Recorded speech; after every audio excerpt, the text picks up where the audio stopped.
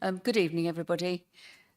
There's no fire alarm planned for this evening. Should the alarm sound, please leave via the nearest available emergency exit. Two of the closest exits are through the glass door behind you to my left, and through the double doors onto the riverside behind there. Please muster at Café des Amis.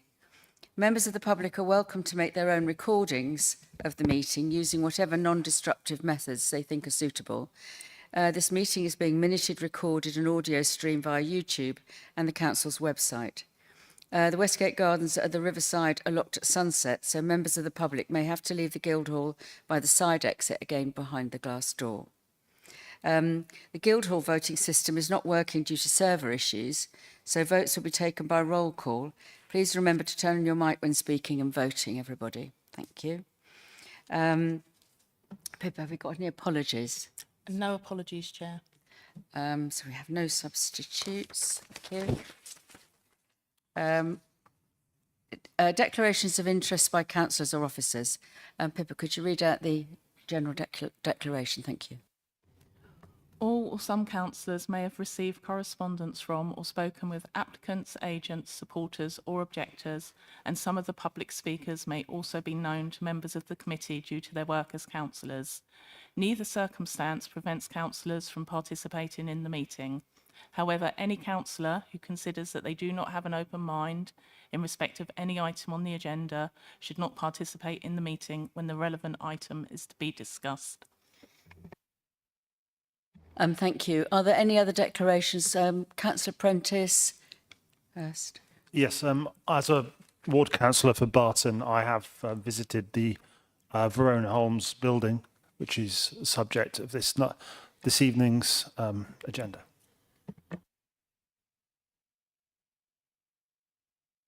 Franklin?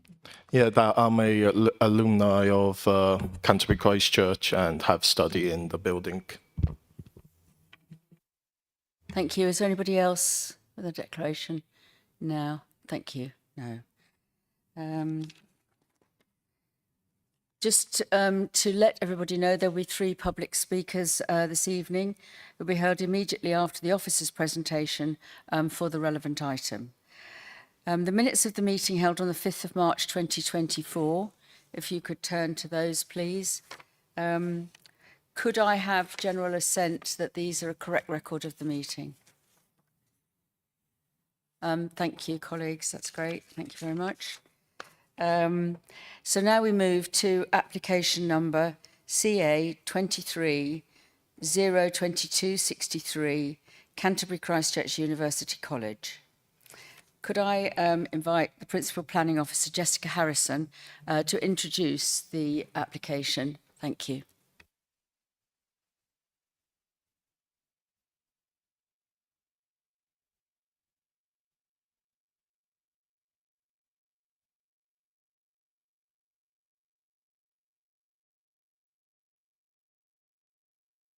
Go ahead, Jessica. And we're just loading up the presentation, I believe.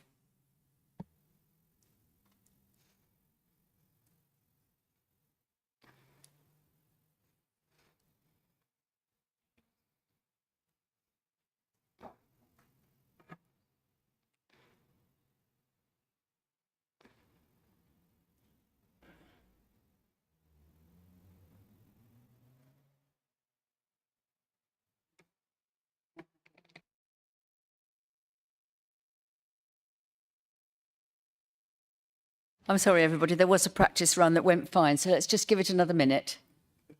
It's much better with the pictures.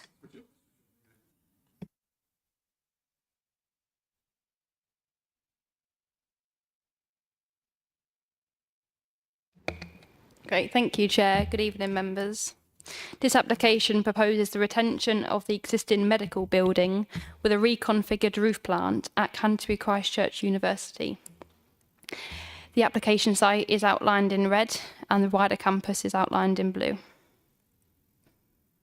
Members might be aware that in 2016, full planning permission was granted on the site for redevelopment. This included the conversion and extension of the former prison and a 3-storey building for teaching facilities, known as Building 2. The university built a smaller building to the one which had permission in the same location and of the same design. This application therefore relates to the existing medical building with a reconfigured roof plant design. Members, these two photos serve to show the existing roof plant scheme and the proposed on the right. The changes which are outlined in the report are air handling unit 9, which I'm circling, and air handling unit 11 will be coming off the building. These are the two plants that are most prominent from the churchyard at St Martin's. So you can see on the image on the right, they're no longer on the roof. And air handling unit 8, which is visible from St Augustine's Abbey, is being rotated and screened with a timber curved screen as shown here. And the remaining plant will also be screened with timber screening. The current rooftop plant shown on the left image is not acceptable because of the harm it causes to the World Heritage Site, the conservation areas and the listed buildings. The changes proposed as part of this application are necessary to address this harm to the heritage assets.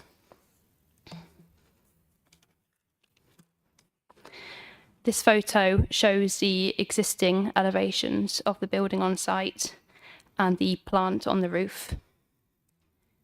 And this proposed compares these two images, showing you the roof plant on this corner being removed, pushed back and located on the car park.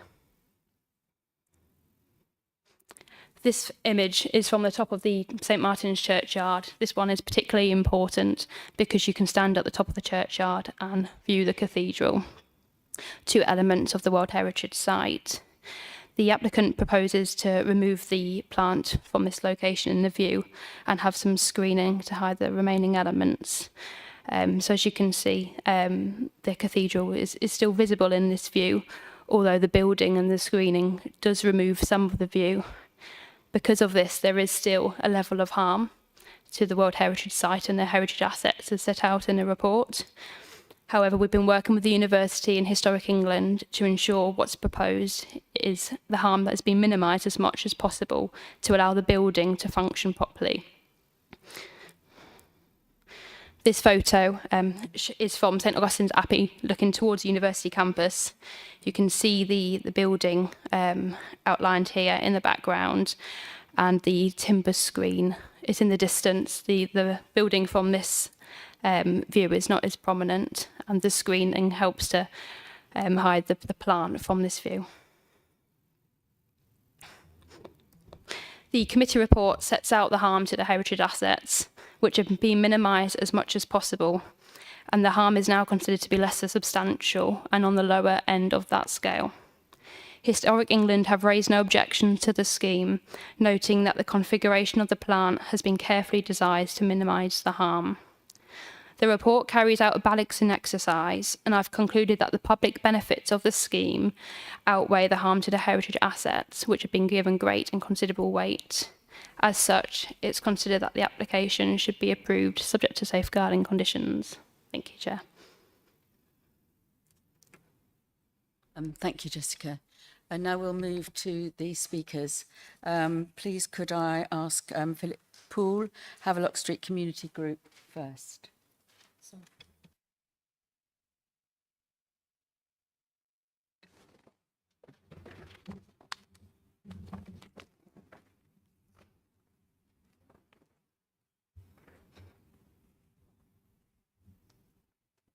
Please go ahead.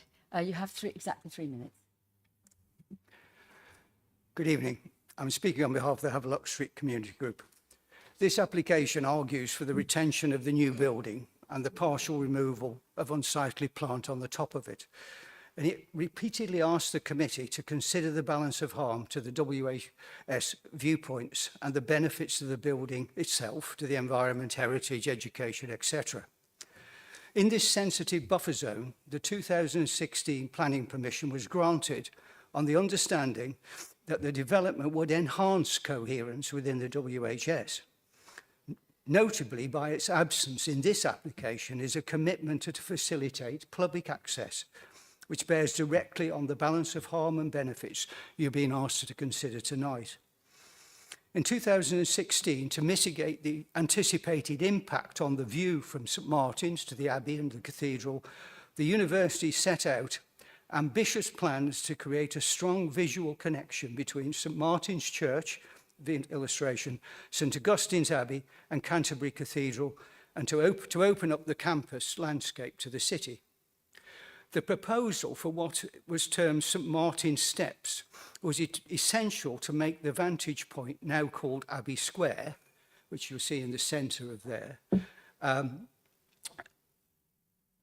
accessible for all. Historic England considered the benefits of a publicly accessible route from St Martin's Church directly to a public square as a major heritage benefit. There would, for the first time in the WHS, be a single public vantage point where all three components would be clearly visible, contributing to the understanding and interpretation of the WHS for visitors. In this new application, there is no mention of a publicly accessible route from St Martin's Church to Abbey Square, and which has now been termed a quasi-public space, and the promised St Martin's Steps do not feature at all. Abbey Square at the moment is inaccessible. An iron fence has recently been erected barring access to it from St Martin's. If this application is passed, there will be no obligation on Christ Church University to construct St Martin's Steps. And this was a significant factor, I believe, in the granting of the 2016 planning approval. A review of our WHS status is imminent. The lack of a commitment will be seriously detrimental to the linkage between the three components of the site, which we believe will endanger the renewal of our WHS designation. We urge the committee to reconsider the recommendation to grant unless safeguarding conditions ensure that these steps are built and opened to facilitate public access to Abbey Square.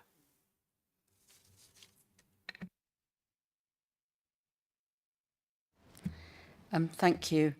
And could I now ask Councillor Connie Nolan, Ward Councillor, to speak? Thank you, Connie.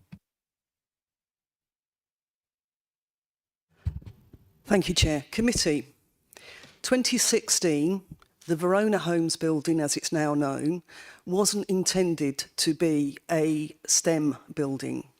What actually was proposed was lecture theatres and so forth. So the air conditioning unit is an addition that happened halfway through the build. I'm not the first ward councillor to be concerned about this.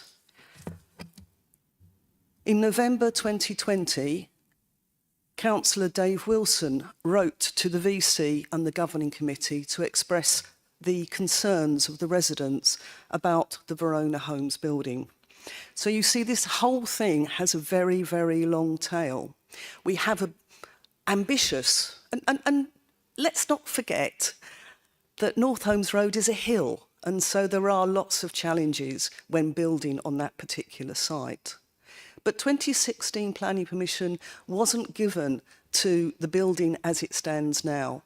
And that's the concern. That's the concern of people who sit in the places that you sit as a planning committee, that when things change, the proper thing to do is for a new planning application to go forward.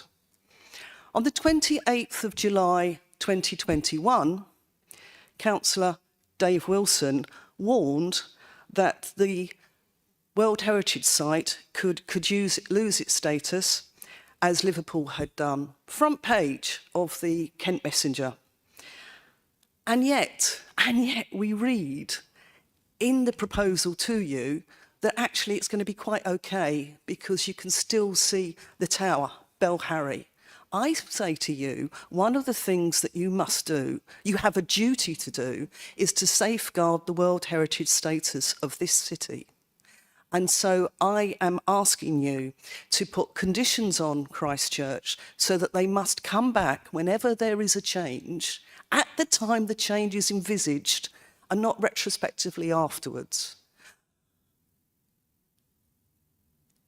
Professor Rama is here in his capacity as the VC of the university.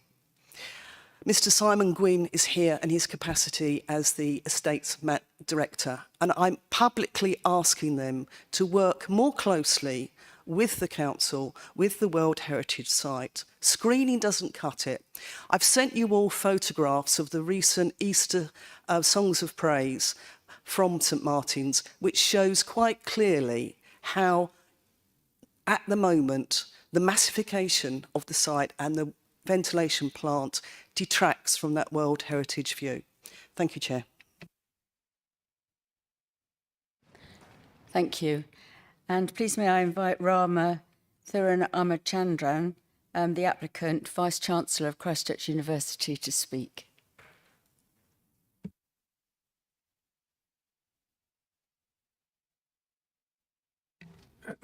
Thank you, Chair. Good evening, members. Firstly, I'd like to really emphasise that the university is incredibly privileged to be located in the UNESCO World Heritage Site. And it's absolutely committed, as Councillor Nolan said, to working with all our partners, Cathedral, St Martin's Church, English Heritage, King's School, to protect and enhance the World Heritage Site. And it's in this spirit that the original 2016 application was approved by the Council with no objections. It's worth noting that the approved proposal in 2016 was for a much larger building, and it was always intended to be a building of laboratories. Due to the financial challenges of COVID, the university has not been able to build the third wing of the building. And this is in fact which has caused the massing of the plant on the roof in what is 2/3 of the roof, because the third wing has not been built. And I'm genuinely sorry that this has happened. And when it was first pointed out to me that there was an issue with the massification of the plant on the roof, I phoned the then Chief Executive of the Council to alert him to the issue, but also to give a personal commitment that we will work with the Council, Historic England and other stakeholders to ensure that the matter was resolved appropriately. And indeed, the university's governing body, which Councillor Nolan was part of at the time, set aside £1 million to ensure that this issue was remedied. And the proposal in front of you tries to do that. So the proposal has been prepared in consultation in detail with council officers and Historic England. And I want to place on record my thanks to council officers as well as to Historic England. And indeed, the current position, because it's a much smaller building, is smaller and much better than perhaps the larger building was. Finally, I do want to highlight the really important public benefits of the building. It's not just a university building. The anatomy labs, the simulation labs will train currently 500 doctors, medical students, over 1,000 nursing students, many hundred allied health professionals, physiotherapy, radiotherapy students, etc. And it's also training policing students in the Hydra Suite policing lab. It's training students who will go out into the NHS workforce here, serve Canterbury and the wider public benefit. So it's important, and we remain committed to also the St Martin's steps. So in closing, I hope that very much the committee would approve the recommendation from the officers in front of you today. Thank you. Thank you very much. Could we just put the...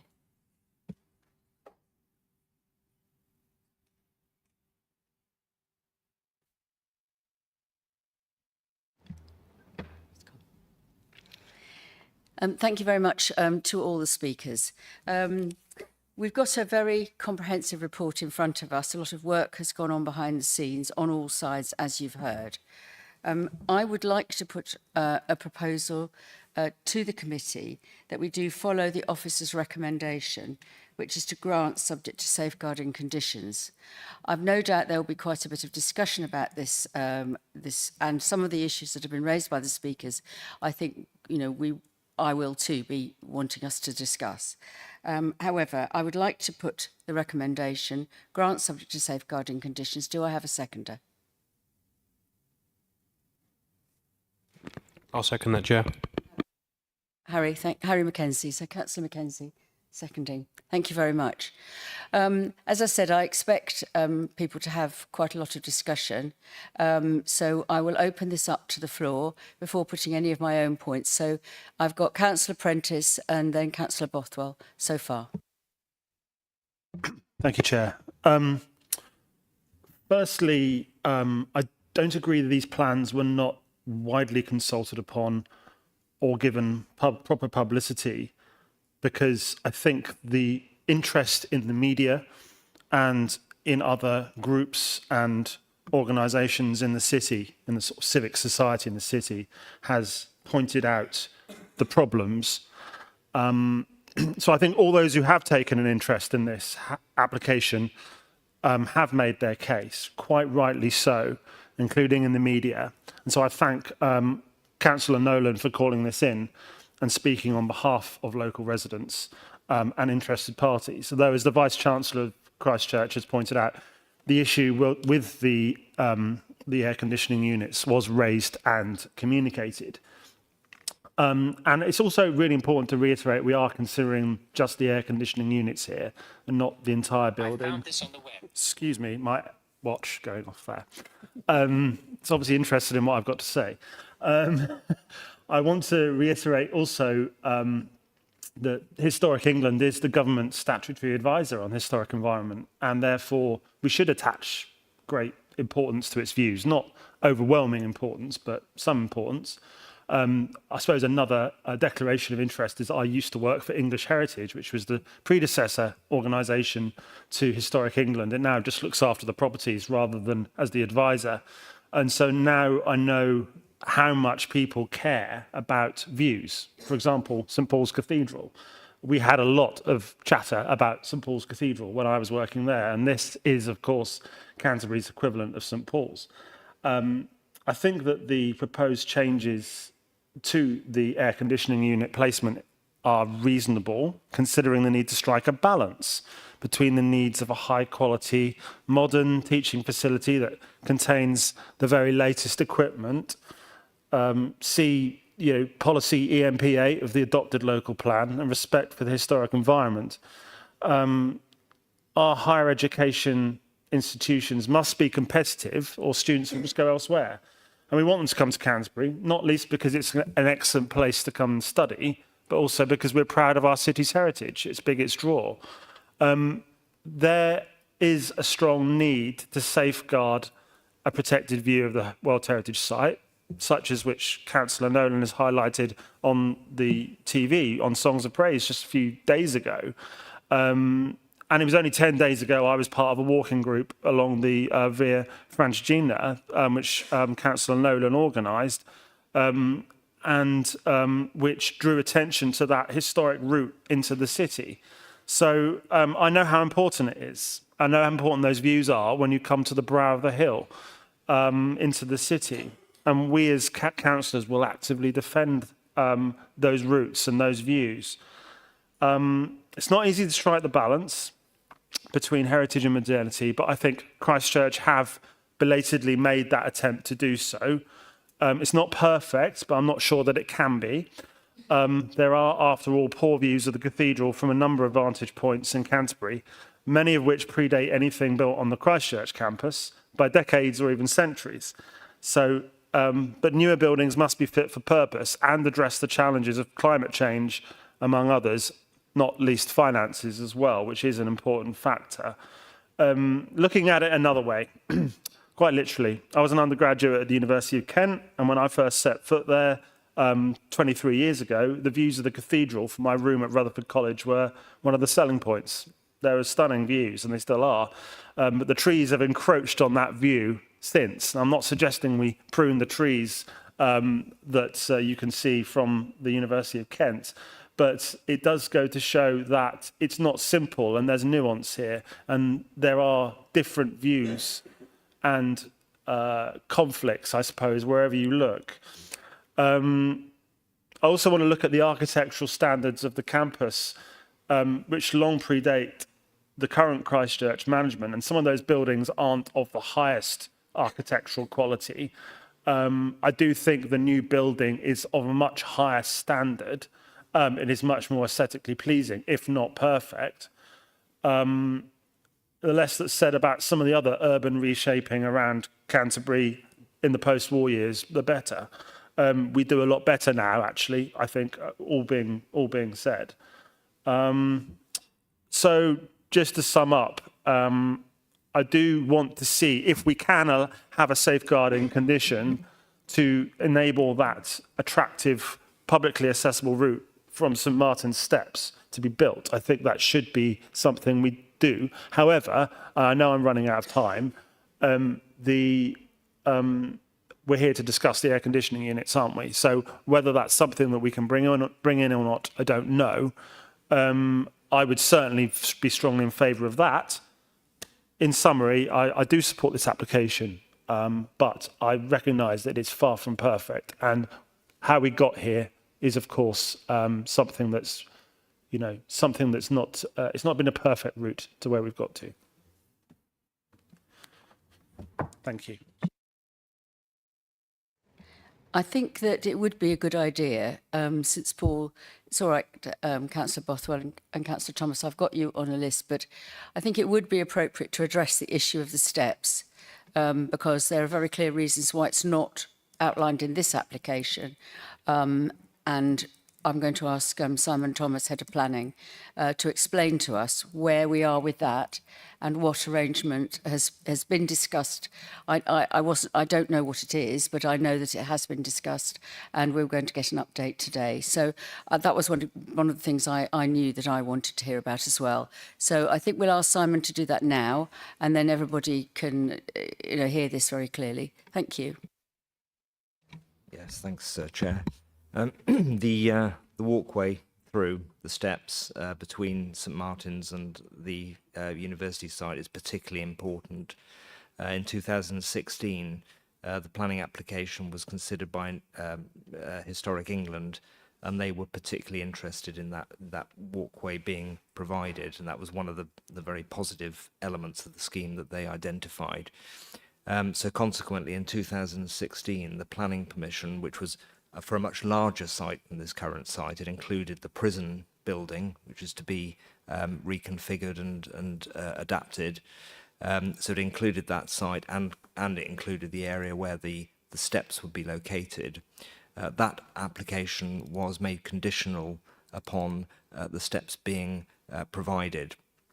Now, the current application is not for that area of land. It doesn't include the prison, and it doesn't include the land where the steps are.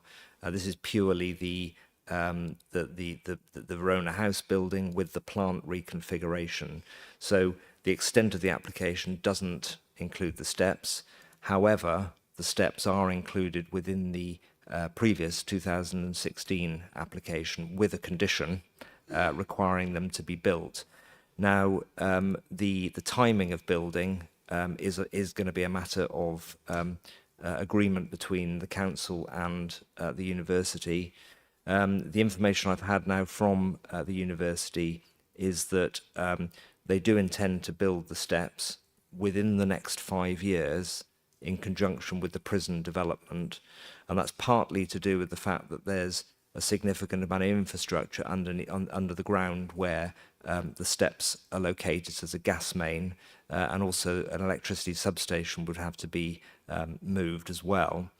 But what they've said is that they are very conscious of the need to provide that walkway, and they are proposing within the next 12 months to provide an interim treatment of the pathway, so to open up, take the fences down and open up the route where the steps would be, and then following that, in conjunction with the prison redevelopment, they would then build the steps as per the 2016 planning application.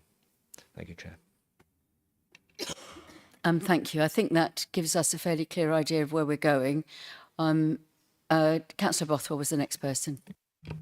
Thank you, Chair. I had a question, before commenting on the application itself, I had a question about the size of the current building, and more than one person has said that the building as built is significantly smaller than the 2016 planning approval. I'd just like to know in what way is it smaller? Is it lower? Is it the extent on plan that's different? It's been mentioned that a wing was omitted. In what location is that? I have no idea how the current building relates to the approved building. Thank you. Yeah, I think we can get Jessica. Could you help us with that? What was the original building that was approved, and what was the building? This is why you've got the building as and the air conditioning on this application now, because it isn't exactly the same. But we did you want to make another comment, or do you want to have the answer to that and then? Well, I wanted the answer to that question first. Yeah. That's fine. Thank you. Jessica. Yeah, it's the footprint of the building that's been built is 24% smaller than the building that had permission. So where the third wing would have been is what's been built instead is a car park. So where that car park is on the site would have been where the third wing of the building would have been the 24% increase. Thank you. Councillor Bothwell, would you like to continue? Yeah, so it doesn't really make much difference to the view from St Martin's Church because that's further to the east. The car park, so the omitting that wing which was going to be on the car park doesn't actually improve the view. Unfortunately, it would have been better if the wing to the west or south was omitted rather than that one, in terms of the view for St Martin's Church. I think my overall comment is that the City of Canterbury has been let down by this whole process. The original planning approval didn't seem to be appropriate, looking back on it, in terms of the scale of it in that location, with the views, such important views from St Martin's Church to the cathedral. You can no longer see the roof of the cathedral, which you did before the building was built. And those views, particularly from the top of St Martin's Church grounds, are severely compromised, I think. And it's a very sorry state of affairs that a respected institution, a university, doesn't go through the proper planning process as well. So I think all in all, it's a very sorry state of affairs. I can see that people have attempted to find a solution to it, but whether it will save Canterbury from being delisted as a World Heritage Site is another matter. Thank you. Thank you. Councillor Thomas. Councillor Boswell has pretty much taken everything I was going to comment on. So, although the building's smaller, it's not less higher. So the height of the building remains the same. So we're kind of in this predicament where we have to decide that someone has assumed with permitted development they can put all this air conditioning units on the top of a building, which makes it another half a storey taller or spoils the view. We're now in a situation as councillors to vote something in or out that actually should have actually come to committee, or they should have come to the council to discuss what was going to go on the roof before we put in this position. We're in a position now where we're being asked to give permission for something that's kind of already there. And if the other building was built, it'd still be the same height, but maybe some of those conditioning units would be on another building. Whether that would have spoilt the view, I don't really know, because I can't work out the position of the other building. When you say with the steps and the other building and the conversion of the prison in 2016, I'm assuming all that new development sites will have to come to planning, have to request planning permission, because obviously 2016, I'm assuming that permission's run out now. So we're not even looking. So we're told several times that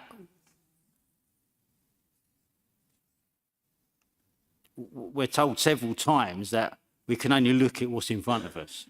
And what is in front of us is a building that it's built to the height it was planning permission for.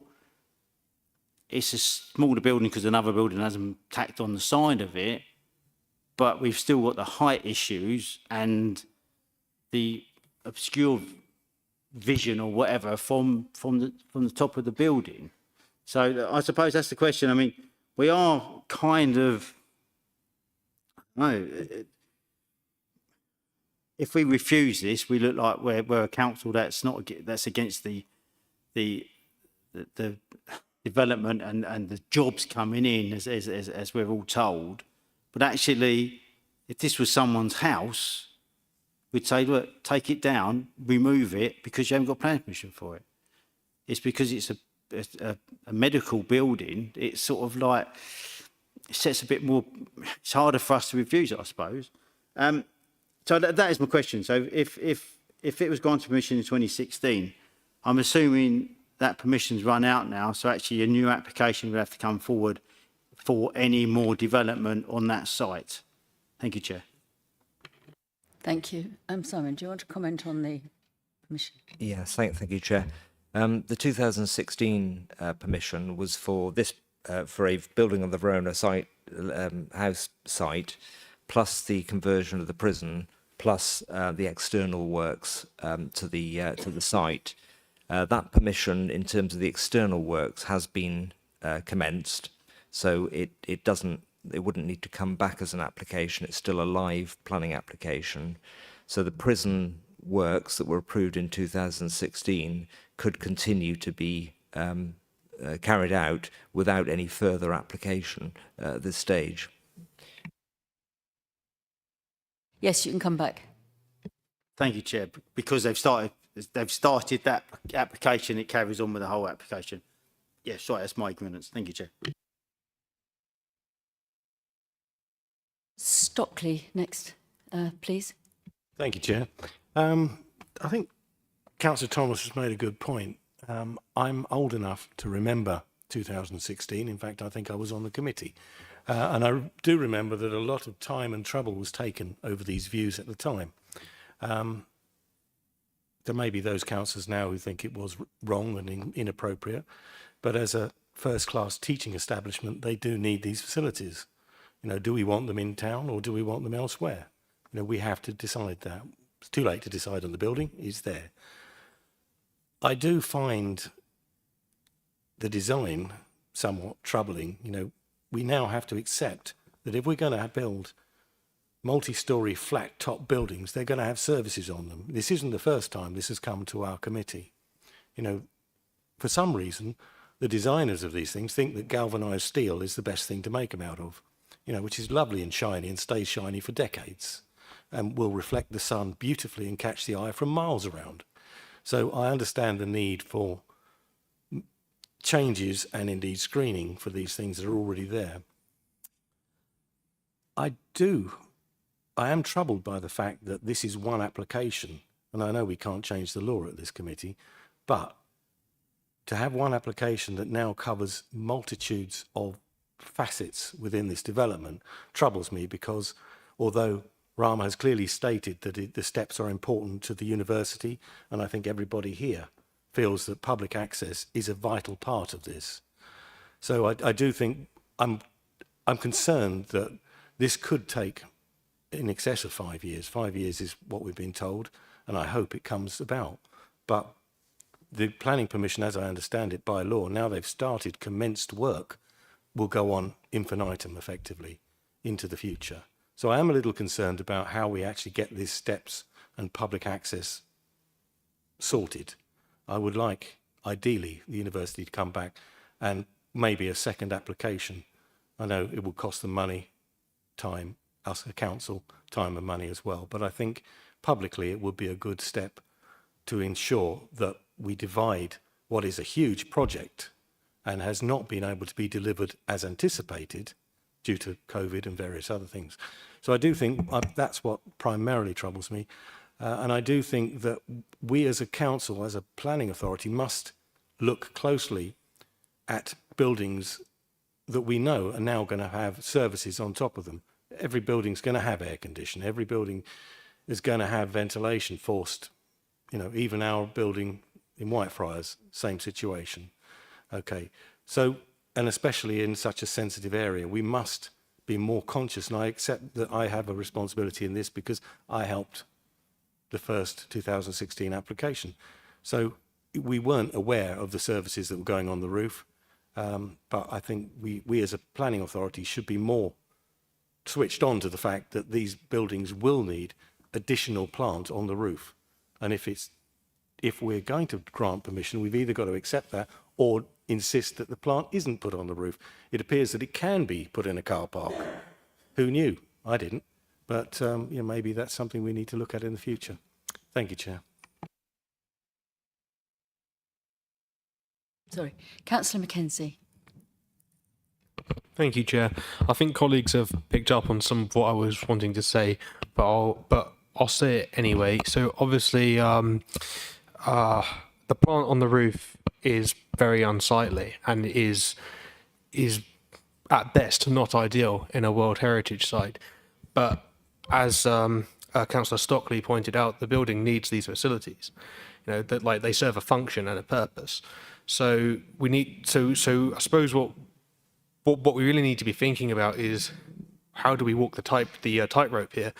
And what I would be really interested in is what is the alternative? You know, like, are there any alternatives to what we've got at the moment? And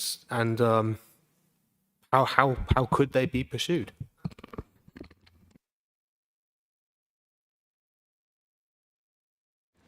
Let's take the rest of the people who wish to speak and come back in general to any answers. Councillor Menish. It's a very sort of similar query to Councillor Mackenzie in terms that the paper seems to sort of assume that the only way that this air conditioning can be provided is by an installation on the roof. And I can't see anywhere that within the paper that some alternative has been considered. Now, we're already raising around this chamber that maybe there ought to be, you know, crumbs, the Pompidou Centre was put up some 40 years ago with alternative means of air conditioning. I wonder whether we can revisit this area, which would solve our problems completely. The screen that's been suggested, have I read it right, is grey slate, which is going to dominate the landscape as much as it perhaps as the equipment itself. It's going to entirely ruin the view. And again, we'll probably lose the status. Again, if there's no engineering design answer to the way in terms of the air conditioning, is there an alternative means of screening it, which I don't see as I don't see it as an alternative myself, really. But there must be an answer there somewhere that that the university itself can come up with a design alternative. Councillor Smith, did you indicate you wish to speak? Thank you. Thank you, Chair. Just a couple of things. Firstly, I agree with Councillor Menish about the potential for the building material and the screening, which something more in tune perhaps would be helpful. But the other point was, I noticed in the people consulted that the cathedral and the church were not appearing on here. Is there any input that's given to them, or any consultation process with them, given that this is a view between St Martin's and the cathedral through the St Augustine's Abbey site of a World Heritage site? So they seem to tick quite a few boxes and don't seem to have sort of given us an opinion on this. Thank you.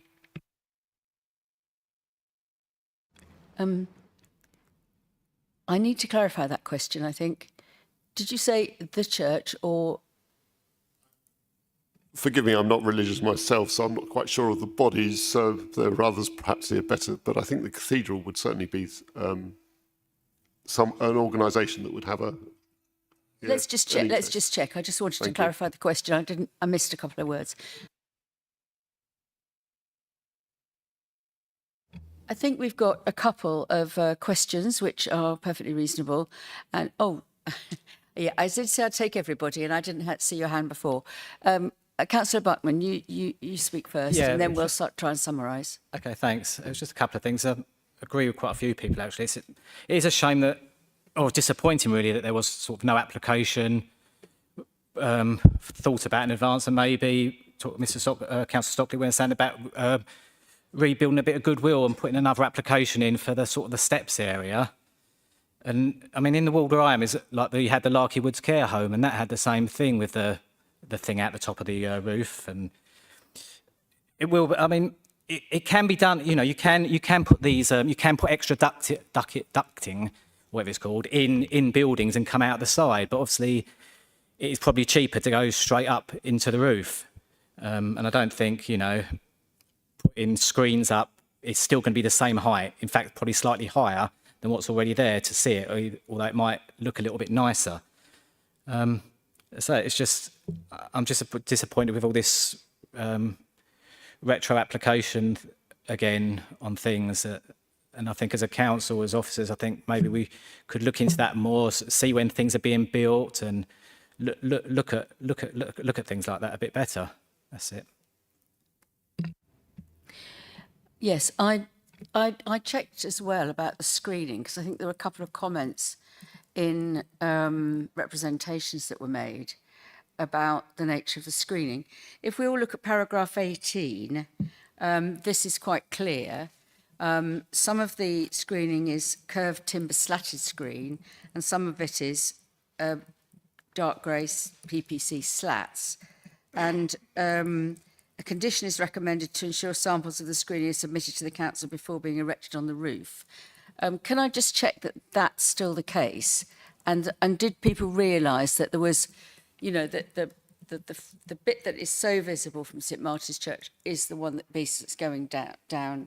The next bit back is, as far as I can see, the wood, and then the other side, which is more visible from St Augustine's, is the slate.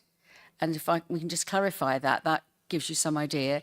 And I think the Historic England comment was quite an interesting one, because it was, I suppose, because I'm going to say this because I thought it myself, you know, when you look at the site from St Augustine's Abbey, and I took pictures of all of this quite some time ago as well, being a Barton councillor, there are a lot of buildings that are obscuring what you might call a nice view from St Augustine's Abbey, and that's what Historic England say.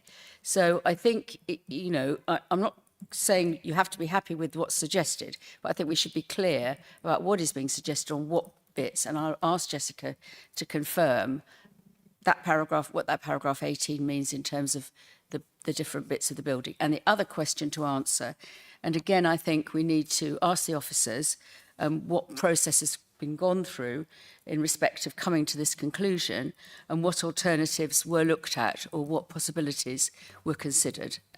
So could I start with Jessica? Thank you, Chair. Yes, paragraph 18 of my report, all the screening will be timber, but the curved timber screen around the air handling unit, which will be visible in the distance from St Augustine's Abbey, that will be the more natural colour, and it's the screening that will be visible from the top of the churchyard. That one is the dark grey colour, but they're both timber.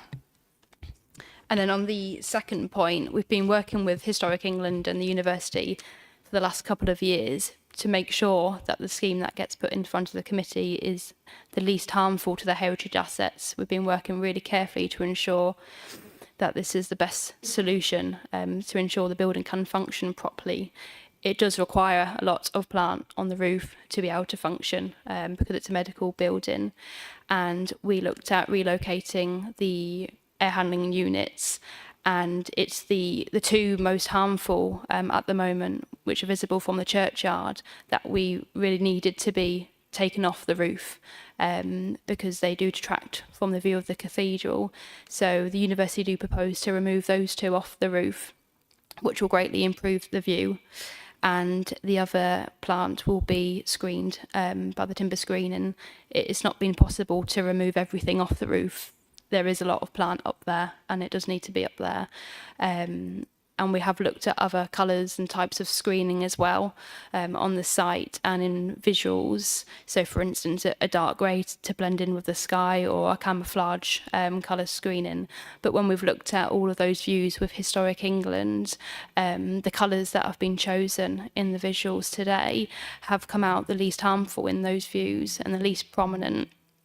So we have looked at alternative options really carefully, and I'm happy that what's been put in front of us today is the least harmful, and Historic England have also concluded that.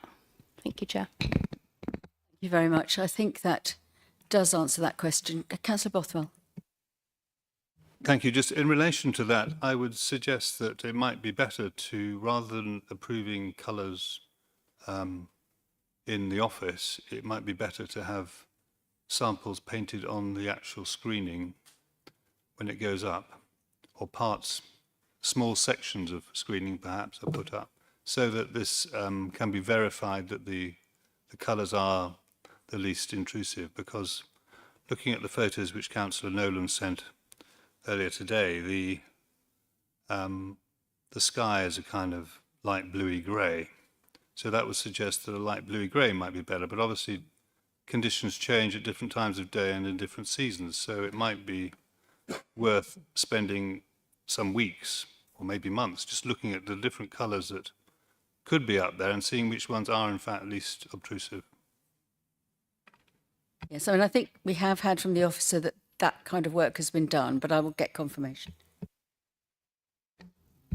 Yeah, we have looked at lots of alternative colours and types and camouflage, and this one has come out the least harmful. However, there is a condition on the report which does ask for the samples, and I agree we would like to see those samples on the site. And Historic England will be involved with that process to ensure what goes up, it does look like these photos and is the least harmful. So that condition is really important. Thank you. Any other comments? Councillor Thomas. Thank you, Chair.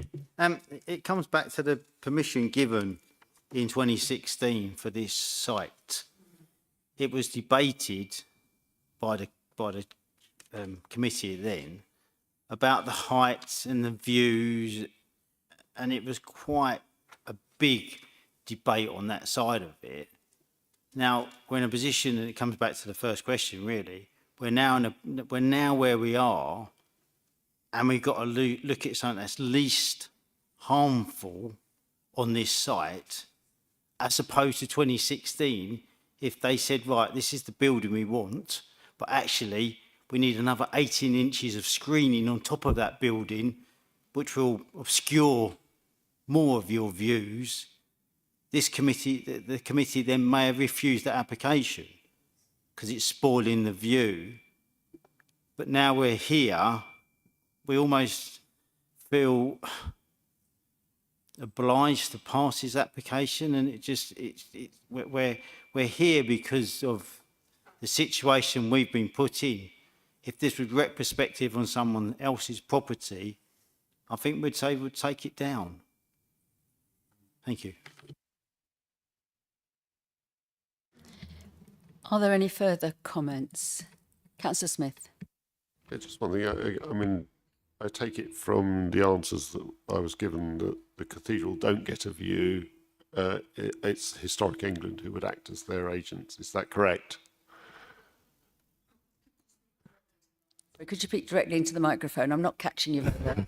Sorry, it's just such a precise question I need to hear. Yes, further to my original question, I'm taking from the answers that have been given that Historic England are the agents for the cathedral. The cathedral don't get a view, or the church, because they are the buildings most affected by the loss of this view and the organisations that they represent.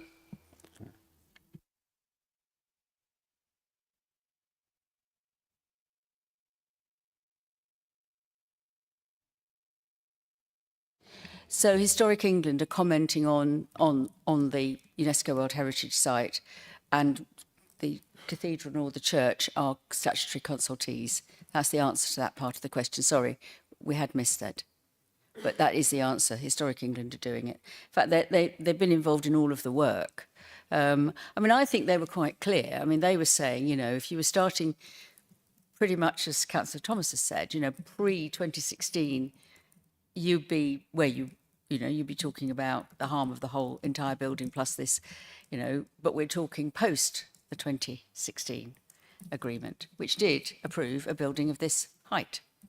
and that's where we are. And I think, you know, so, I think that's where we are. I feel that, you know, people have had a really good discussion about the issues and the problems. And I think, you know, it is really clear that there is unhappiness about this being brought as a retrospective application. And, you know, but we've heard everybody's explanations about the amount of work that's actually gone into getting to this compromise position. So, sorry, Councillor Stockley, did you want to come back in? I was just about to summarise, but you... Sorry, Chair. Yeah, I think to take up your summary point, the improved situation is drastically improved as far as the sight lines are concerned. You know, removing the large items that were visible, clearly visible from the church down to the cathedral. That is a vast improvement. The only other thing I would like, and this is a more housekeeping side of things, when Jessica showed us the pictures from St Martin's, etc., you know, the actual, we could have done with a zoom basically, because obviously we need to see what it's like standing on that particular point, but then pointing out a dot in the distance wasn't a great deal of help, really. So, you know, it would be possibly useful for a picture as is and a zoomed in so you can actually see what you're looking at, because I'm sitting pretty close to the screen and I wasn't able to work out what was going on. So more of a housekeeping point, but I do think that what we've got in front of us is a vast improvement. It's not ideal. What in life is. Thank you.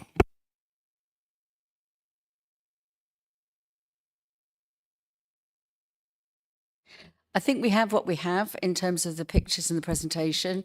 I do think I would congratulate Jessica on the report. I think it was really clear. It's not easy. This is not an easy situation. I didn't mean to criticise the report. I think the report is first rate. Okay. Thank No, you. I didn't think you were criticising the report. You were just saying some visuals. It's always difficult, isn't it? Because we always want more pictures in a way. So can I say that I do feel you've all discussed the difficulties of a retrospective application. We are where we are. And I would like to put the proposal that we grant, subject to safeguarding conditions, for a vote. And unless anybody has an objection at this point, I think we should go straight to the vote at this stage. Pippa, could I ask you to call the vote? Thank you, Chair. I need either a for, against or abstain, please. Councillor Bothwell. Against. Councillor Buckman. For. Councillor Carr-Ellis. For. Councillor Edwards. For. Councillor Franklin. For. Councillor Jones. For. Councillor Mackenzie. For. Councillor Mellish. For. Councillor Old. For. Councillor Prentice. For. Councillor Smith. Abstain. Councillor Stockley. For. And Councillor Thomas. Against, please. Thank you. That's 10 for, 2 against, 1 abstention. That's carried, Chair. Thank you very much, everybody, for a good discussion as well. We move on now to the, sorry, I'm just checking my notes, planning appeals decisions. Are we going to read them or should we? Yeah, I think that you've all probably read the planning appeal decisions. Do you want to stop for a minute and let people go if they wish to? Yeah. I'm happy to take a 2-minute break for people who came specifically for that item, if you wish to go, rather than hold you up for planning appeals, which you probably don't have an interest in. So just let's take a couple of minutes. If people want a 5-minute break, then I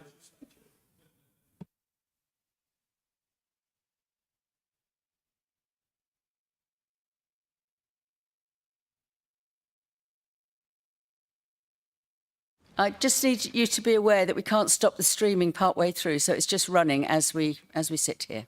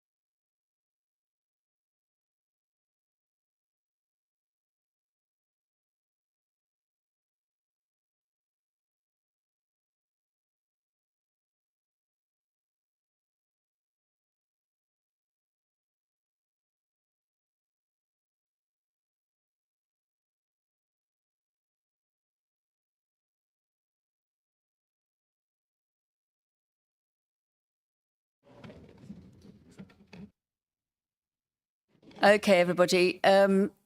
So we've just got the planning appeals decision.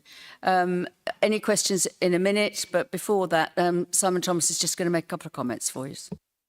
Thanks, Chair. Yeah, there's quite a number of decisions on the agenda reported.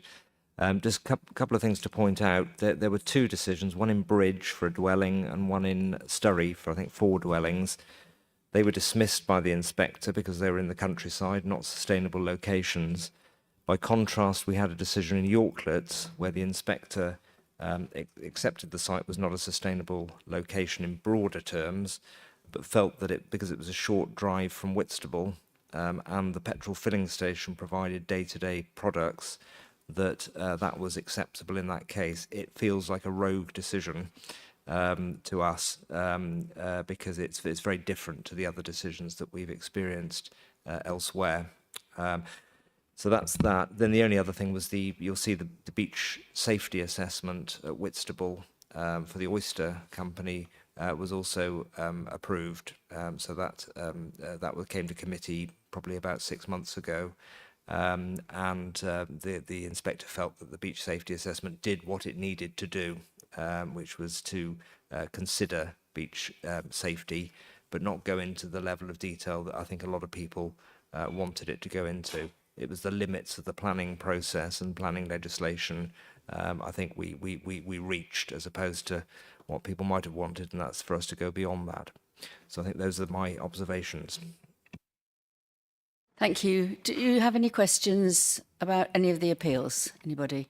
I know that Councillor Naomi Smith has queried the Yorklets and the comparison with the other decisions. So I think Simon's going to get to the bottom of this and just make an analysis of it. But it is what he said. Anything else? Councillor Smith. It's just out of pure interest, given we've just been talking about church buildings, the St Gabriel's in Rough Common was there, and perhaps a little about that would be helpful. What was that? Sorry, I think Simon heard you. Just what? Was it? Off the top of my head, they proposed a change of use from the church to a dwelling, a new build, knocking down the church building, and I believe we refused it because a loss of a community facility in conflict with the local plan policy, which encourages us to retain such buildings in villages such as this, and the inspector found the loss of that building to be acceptable, but dismissed it. Potentially Stodmarsh. Stodmarsh probably was the only reason for that one. So in principle, she accepted the loss of that building. Off the top of my head. That's a very good memory, Jessica. Thank you. Any other queries? Please, can we just accept the planning appeals by general assent? Thank you, everybody. Lovely. We don't have any urgent business to be dealt with in public, and we don't have any business that falls under exempt provisions. So it's just to confirm the date of the next meeting is Tuesday, 30th of April at 7 p.m, and we'll close the meeting at